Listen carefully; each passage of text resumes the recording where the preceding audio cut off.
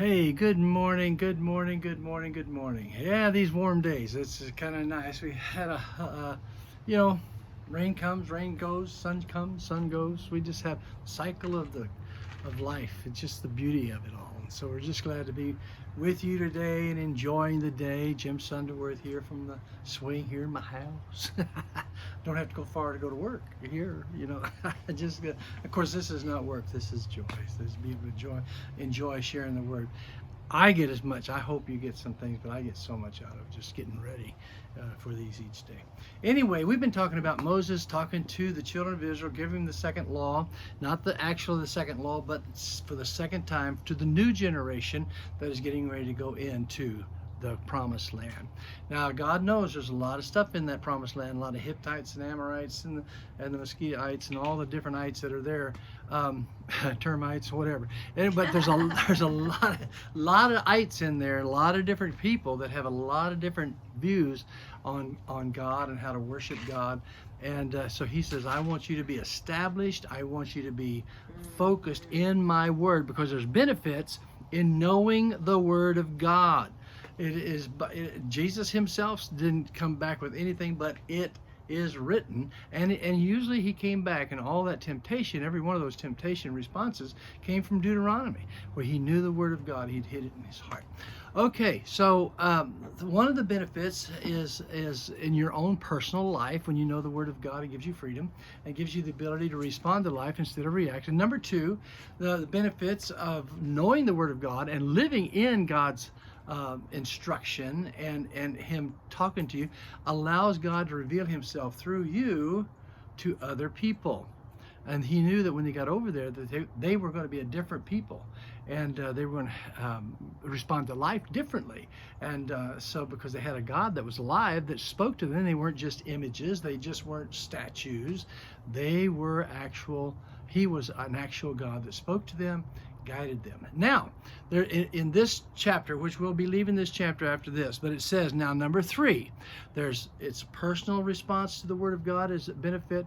A personal response to the word of God is benefit to you, benefit to those that are watching you. And also in chapter 4, verse 9, it says, only take heed to yourself and diligently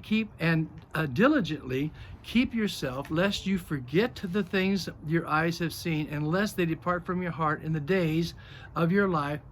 Teach them to your children and your grandchildren. Now, this is extremely important, because you just can't let the preacher and you just can't let the Sunday school teacher or someone else teach your children. We are to, for our children, we are to teach them after the ways of God, to obey, set an example before them, that they may see, that your children may observe that you know the word and you obey the word. I live with a beautiful lady that had an example of godliness always lived before her, and Diane always talks about her mom and dad. Her dad, how he loved to preach and how he was a great pastor, and then her mother, how she loved to teach and how she loved to sing and play. But they were practical. Not only did they train him about how to do church work and to be a part of people's lives, but practical things in their daily walk with Christ, to love one another, encourage one another, to be a part of hope and the blessings that God gave each and every one of them that they could really enjoy, and taught them that the life of godliness was a good life. It wasn't holding anything back. They taught them by an example. They taught her by example, and I get to have the benefit. I guarantee you. And it's really wonderful. I just can't say enough and say thank you enough to Mr. and Mrs. Peterson, because they taught her well, and she's a wonderful lady. Why? Because they took time to teach, and they observed, and she observed their life.